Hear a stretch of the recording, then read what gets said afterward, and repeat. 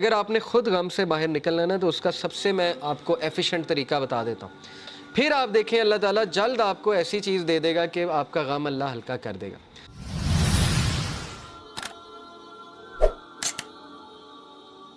اللہ سے اللطیف سے دعا کریں یہ نام لے کے کہ اللہ تو اللطیف ہے، تو میری تمام چیزیں جانتا ہے، تو میرے وہ بھی چیزیں جانتا ہے جن کو میں بھی نہیں جانتا.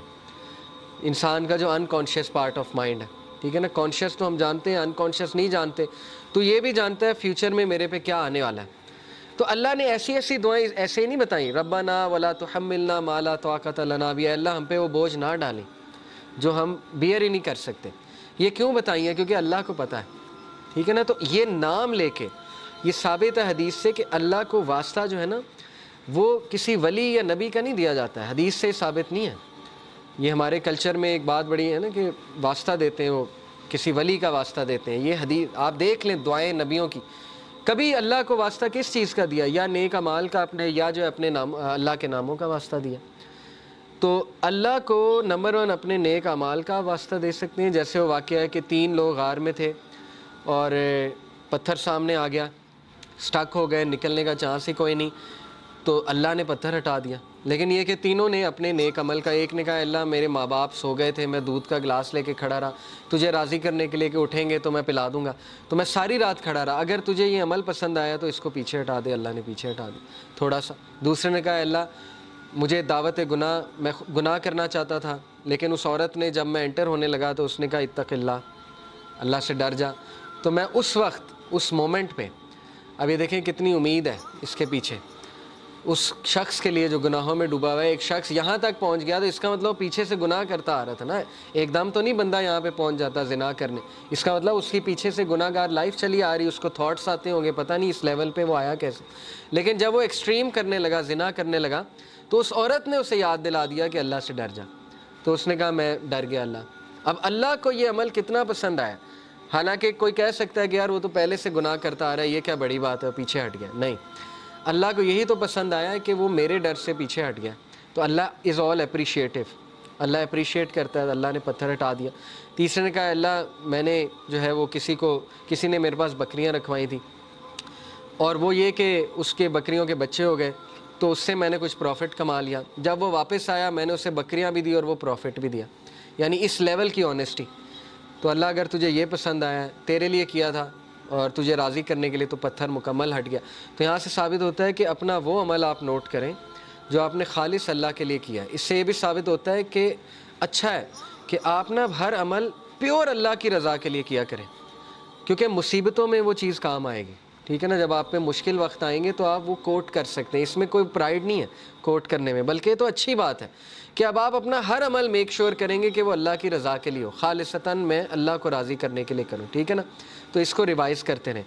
اور یہ کہ اللہ کے ایٹریبیوٹ سے اسے پکارا جا سکتا ہے، اللہ کو اس کے ناموں کا واسطہ دیا جا سکتا ہے. ٹھیک ہے نا، کہ اے اللہ تو الخبیر ہے، تو اللطیف ہے، اے اللہ تو الجبار ہے، اے اللہ تو الرحمن ہے، الرحیم ہے، وغیرہ وغیرہ. تو الفتاح ہے. الفتاح کون ہوتا ہے؟ کھولنے والا، راستے کھولنے والا. جب سارے راستے بند ہیں تو اللہ الفتاح ہے. تو یہ ہے اصل میں دعا کرنے کا طریقہ اور دعا کرنے کا ادب. تو اللطیف پہ میں چاہ رہا تھا آپ لوگوں سے بہت ڈیٹیل میں جو ہے وہ بات کروں. اور لاسٹ ایک لیسن میں نے آپ کو جو بتایا کہ 5واں لیسن جی، کہ جب آپ دوسروں کی مدد کریں گے تو آپ دیکھیں گے کہ اللہ تعالیٰ آپ کا غم جو ہے وہ دور کر دے گا. تو اس لیے گیور بنیں. اور اس میں بہت امپورٹنٹ لیسن ہے کہ یتیم کو نہ دھتکارو. اورفن کے بارے میں اللہ کے نبی نے فرمایا نا کہ جو ایک اورفن کو ٹیک کیئر کرتا ہے تو وہ اور میں ایسے ہوں گے جنت میں. انگلیوں سے جو ہے وہ بتایا کہ بالکل ایسے ہوں گے. تو اس کے بارے میں ایک عالم سے میں سن رہا تھا، انہوں نے کہا کہ اورفن کی ٹیک کیئر کا یہ مطلب نہیں کہ اسے منتھلی اسپانسر کر دیا. اورفن کی ٹیک کیئر کا مطلب یہ ہے کہ آپ نے اس کی پرورش کی اور آپ نے اس کو کانسٹنٹلی لک آفٹر کیا ہے. یہ ہے اصل میں اورفن کی ٹیک کیئر کرنا. تو بہرحال سورہ ضحیٰ از یور اینٹیڈوٹ. جب بھی آپ ڈاؤن ہو سورہ ضحیٰ پہ غور کریں. اور یہ جو آیا ہے سب سے زیادہ ہوپ فل ہے، وَلَسَوْفَ يُؤْتِيكَ رَبُّكَ فَتَرْضَىٰ. جلد تیرا رب تجھے دے گا اور تو راضی ہو جائے گا اور تو غمگین نہیں ہوگا. لیکن اس میں کی پوائنٹ پتہ ہے کیا ہے؟ کہ اللہ سے امید لگانی ہے، انسانوں سے نہیں. بیچ میں کوئی پھر وہ شرک نہیں ہونا چاہیے، بیچ میں نہیں کوئی ہونا چاہیے اینٹی. ساری کی ساری امید اللہ تعالیٰ سے ہے. پھر آپ دیکھیں اللہ تعالیٰ جلد آپ کو ایسی چیز دے دے گا کہ آپ کا غم اللہ ہلکا کر دے گا۔ باقی آسانی کی دعا مانگنی چاہیے۔